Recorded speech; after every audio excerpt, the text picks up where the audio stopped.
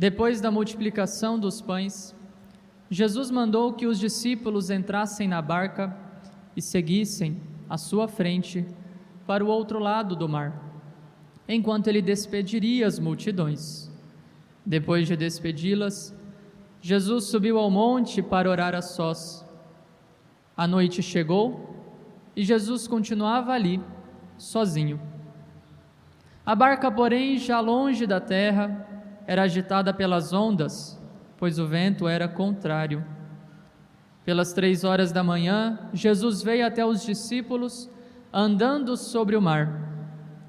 Quando os discípulos o avistaram andando sobre o mar, ficaram apavorados e disseram: "É um fantasma", e gritaram de medo. Jesus, porém, logo lhes disse: "Coragem, sou eu, não tenhais medo." Então Pedro lhe disse: "Senhor, se és tu, manda-me ir ao teu encontro caminhando sobre a água." E Jesus respondeu: "Vem." Pedro desceu da barca e começou a andar sobre a água em direção a Jesus. Mas quando sentiu o vento, ficou com medo e, começando a afundar, gritou: "Senhor, salva-me!" Jesus logo estendeu a mão, segurou Pedro e lhe disse: "Homem fraco na fé, por que duvidaste?" Assim que subiram no barco, o vento se acalmou. Os que estavam no barco prostraram-se diante dele, dizendo: "Verdadeiramente, tu és o Filho de Deus." Palavra da salvação.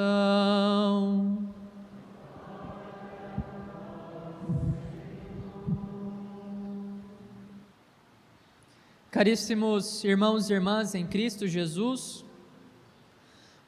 o Evangelho de hoje tem duas partes bem definidas.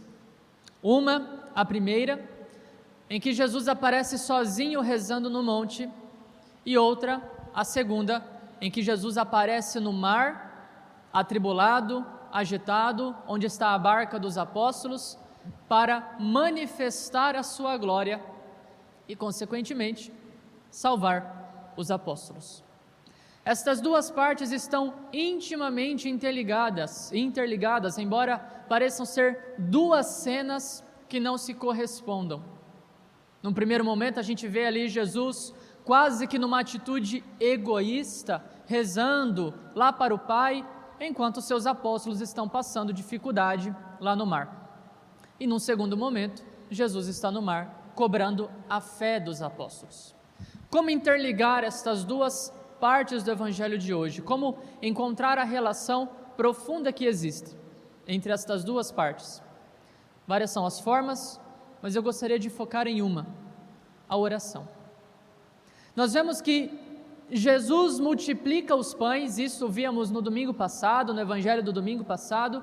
Ele multiplica os pães e assim revela a sua natureza divina para aqueles que o estavam acompanhando, porque só Deus é capaz de multiplicar os pães. Agora, Jesus despede as multidões, manda os apóstolos irem à sua frente, atravessar o mar, despede as multidões e vai rezar. Deus precisa rezar? Não. Ele é Deus. Se oração é colocar-se na presença de Deus, estar com Deus nosso Senhor, ter um relacionamento íntimo com Deus, como é que Deus poderia fazer isso consigo mesmo? Deus estar na presença dele. Ele já faz isso. Ele é isso.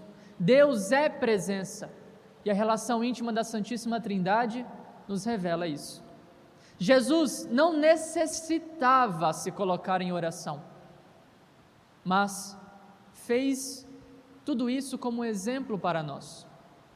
Justamente porque ele mesmo disse que a sua vida, tudo que ele fez, ele nos deixou como exemplo. Deixei-vos o exemplo de como proceder. E também nisto, ele nos ensina como nos dirigir ao Pai, como encontrar o Senhor num caminho de oração que precisa seguir mais ou menos os moldes que Jesus apresenta para nós nesta primeira parte do Evangelho. Quais são as características básicas daquilo que está acontecendo com Jesus nesta oração sua no alto do monte. Primeira característica: Jesus abandona as multidões, despede-se das multidões para ficar a sós. A oração pode ser uma realidade comunitária, pode e deve ser uma realidade comunitária, como estamos fazendo aqui hoje na Santa Missa, como fazemos quando nos unimos para rezar o Santo Terço, para o grupo de oração, enfim. Mas se não for uma realidade pessoal, um relacionamento de coração a coração, dificilmente esta oração vai fazer alguma coisa de mais profundo em nossas vidas, e a gente vai acabar se perdendo da face de Deus. A gente vai acabar se esquecendo de quem é Deus para nós, de quem é Deus Pai em nossas vidas. Por isso a solidão de Jesus nos ensina que nós também precisamos encontrar o Pai, o Filho e o Espírito Santo na solidão dos nossos corações. Essa ideia da solidão pode ser um pouco assustadora, especialmente em um mundo que nos estimula o tempo todo para que sejamos ocupados com alguma coisa e assim não nos sintamos sós. Mas não tem jeito, meus irmãos. Mesmo aqueles que se casam sentem solidão. A solidão faz parte da vida do homem e Jesus nos ensina o que fazer com ela. Aproveitar a solidão para se encontrar com Deus. No silêncio, na solidão, Jesus está presente, e aí a solidão deixa de ser solidão para ser um encontro com o amor, com o amado de nossos corações. A segunda característica da oração de Jesus, já citei, o silêncio. Novamente estou dizendo, podemos fazer uma oração em voz alta, uma oração alegre, uma oração comunitária, claro, e devemos, é bom, mas não é suficiente. Precisamos do silêncio para nos encontrar com Deus. E o que significa este silêncio? Jesus, despedindo as multidões, faz o que ele mesmo ensina a fazer no mesmo Evangelho de São Mateus. Entra no seu quarto, fecha a porta, e aí encontrarás o Pai que te espera. Reze ao Pai que te espera, que quer te amar, e no silêncio e na solidão te encontra e fala ao teu coração. A oração deve ser um momento em que silenciamos as coisas do mundo, as agitações do mundo, as preocupações do mundo. Muitas vezes vamos rezar e ficamos com os pensamentos na cabeça, os projetos que temos no trabalho, as aflições que estamos passando, as contas que temos para pagar, e oração mesmo vai ficando para depois, embora a gente esteja ali, parado, procurando rezar, mas o negócio não vai para frente, não encontramos Deus, estamos o tempo todo ocupados conosco mesmo, e esquecemos do Senhor. E aqui entra a terceira característica da oração de Jesus sobre o monte, um coração elevado a Deus, aos céus. Por que ele não reza no pé da montanha? Por que ele sobe, vai no ponto mais alto da montanha para se encontrar com Deus? Para nos indicar que o nosso coração deve estar elevado para Deus, que a nossa oração deve ser uma oração feita para Deus, e não uma oração rasteira, uma oração materialista, uma oração que quase trancafia Deus, de modo que Ele precise fazer os nossos desejos, precise realizar os nossos sonhos, precise fazer a nossa vontade.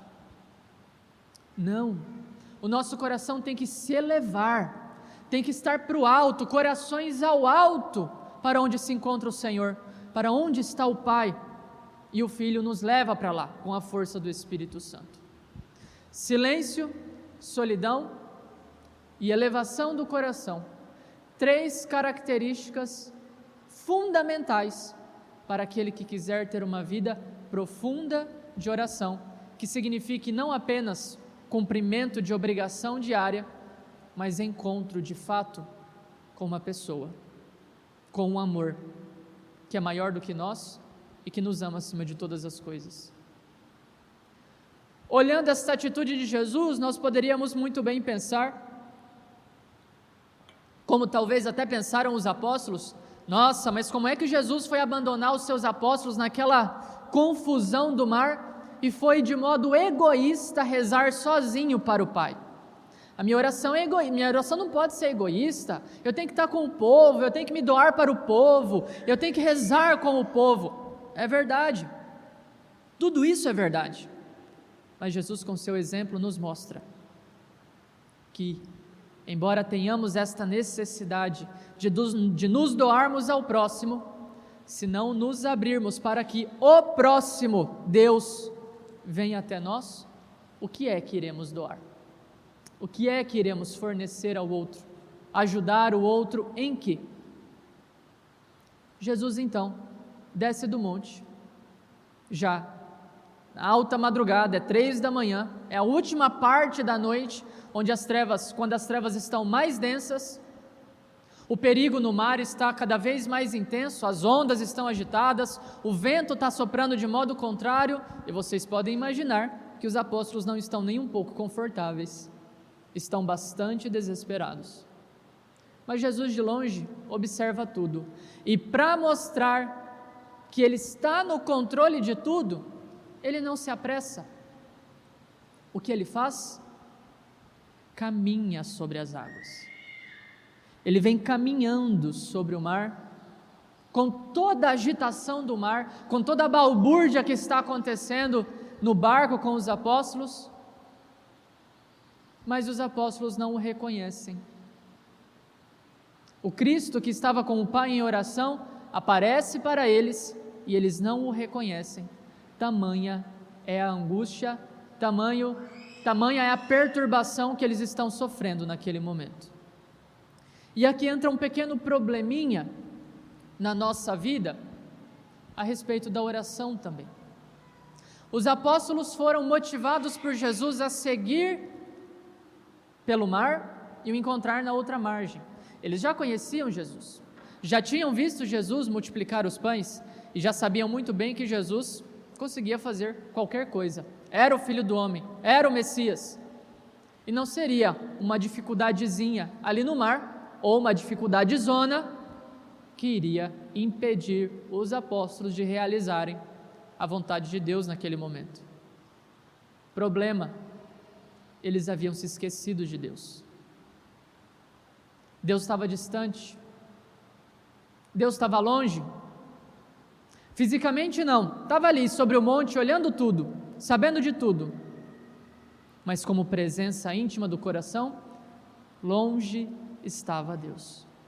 E por isso o terror do mar era ainda maior, o terror do mar era ainda mais intenso, as ondas pareciam muito maiores do que eram, o vento parecia muito mais forte do que era. E quando Deus apareceu, eles pensaram: é um fantasma. Quem não tem vida de oração profunda, quem não busca o Senhor no centro do seu coração, quem acha que rezar é só cumprir a obrigação do Santo Terço diário ou da Santa Missa diária, pelo amor de Deus, tudo isso necessário e importantíssimo, mas quem pensa que rezar é só cumprir uma obrigação e não se encontrar com uma pessoa viva dentro de nós, vai sofrer as tribulações do mundo com muito mais intensidade do que se estivesse na presença de Deus. E fato é que quando Jesus se revela, Ele diz: coragem, sou eu, não tenhais medo. O mar ainda estava muito agitado, mas os apóstolos já começaram a se tranquilizar. Perceberam que era Jesus, a presença de Deus estava ali. E Pedro, tomado por uma inspiração audaciosa, reconhecendo a presença de Deus que estava ali em Jesus, quer mais, quer que Deus manifeste ainda mais a sua força naquele momento, e diz: Senhor, se és tu, manda-me ir ao teu encontro. Muito bem, Pedro, é isso mesmo. Se é Jesus que está conosco na tribulação, Então vamos ao encontro dele, vamos ao alcance do Senhor que nos olha e mesmo do alto do monte, não deixa de olhar para nós, não deixa de cuidar de nós. Vamos ao encontro do Senhor que nos olha nos olhos e nos dá força através do seu olhar compassivo e misericordioso. E Pedro foi. Se o perigo já era grande na barca, imaginem agora no mar. Ele só tinha um recurso neste momento: acreditar em Jesus. Mais nada. Todas as seguranças de Pedro foram excluídas naquele momento. Ele não tinha segurança da barca, ele não tinha segurança do seu conhecimento de pescador, de lidar bem com o mar, da sua vida passada. Ele não tinha mais nada, perdeu tudo. Só lhe restou uma coisa: Jesus. Jesus. E isto acontece em nossas vidas quando o mundo parece desmoronar e resta só Jesus. A nossa atitude deve ser a de Pedro: Senhor, se és tu, manda-me ir ao teu encontro. E o Senhor não vai negar, Ele vai dizer: vem, vem, porque eu estou contigo. E ele foi, olhando nos olhos de Jesus, exercitando aquela oração de presença, de busca de um olhar que nos ama, que nos enxerga desde dentro no mais profundo do nosso ser, que nos sustenta, nos consola, supre todas as nossas necessidades de tal forma que nós possamos estar disponíveis para o amor, para a doação do amor tão necessária. E ele vai, mas o medo começa a tomar conta do coração de Pedro e Jesus deixa. Jesus deixa. Se Pedro já tinha perdido todas as suas seguranças antes, agora que ele não tem mais nada, vai perder até o que não tem, como disse Jesus no Evangelho. O que tiver pouco, irá perder até o que tem, mas quem tiver muito, receberá ainda mais. Pedro se perde da presença de Deus, olha para o mar, olha para as tribulações, olha para o coronavírus, para a crise financeira, olha para os problemas de família, olha para os problemas no emprego, olha para as dificuldades políticas e afunda. E Jesus deixa ele afundar antes de alcançá-lo. E quando ele está já quase submergindo, vem um grito desesperado do coração, que muitas vezes é a única coisa que nós podemos dar para Deus, dizer para Deus: Senhor, salva-me. Eu sei que eu estou insistindo numa dinâmica de oração mais profunda, persistente, contínua, e que às vezes não é nem possível. Mas se não é possível, o nosso grito para Deus deve ser este: Senhor, salva-me. Senhor, resgate-me. Senhor, liberta-me e me leve para vós, me leve para a comunhão convosco, me leve para as águas profundas do teu oceano de amor, onde as agitações do mundo não me perturbarão jamais. Quando o coração estiver agitado, atribulado e sufocado pelo mundo, se esta for a nossa única condição de rezar, este grito que vem do coração, confiante a Deus, que seja: Senhor, salva-me. E Jesus toma pela mão, o coloca junto a si, e depois diz: homem fraco na fé, por que duvidaste? Então volte agora a buscar a minha presença, volte agora a buscar o meu olhar, a buscar que eu, teu Deus, esteja contigo sempre, hoje e sempre. Jesus entra na barca, o vento se acalma, o mar se acalma e tudo acaba. E assim ele mostra prodigiosamente que tudo estava sob o controle de Deus e que aqueles que confiam, independentemente das condições adversas do mundo lá fora ou do nosso mundo extremamente perturbado e desordenado, quem confia em Deus e na sua infinita misericórdia encontrará paz. Andando sobre as águas de um mar agitado, encontrará paz, desde que seu olhar esteja voltado para Cristo, numa oração de quietude, solidão e de coração elevado para Deus. Do contrário, irmãos e irmãs, iremos afundar. Mas que seja então este momento para nós, um momento de gritar para o Senhor, num último grito desesperado e dizer: Senhor, salva-me. E o Senhor virá. Creiamos, Ele virá e amansará toda a tempestade pela qual estamos passando. Louvado seja nosso Senhor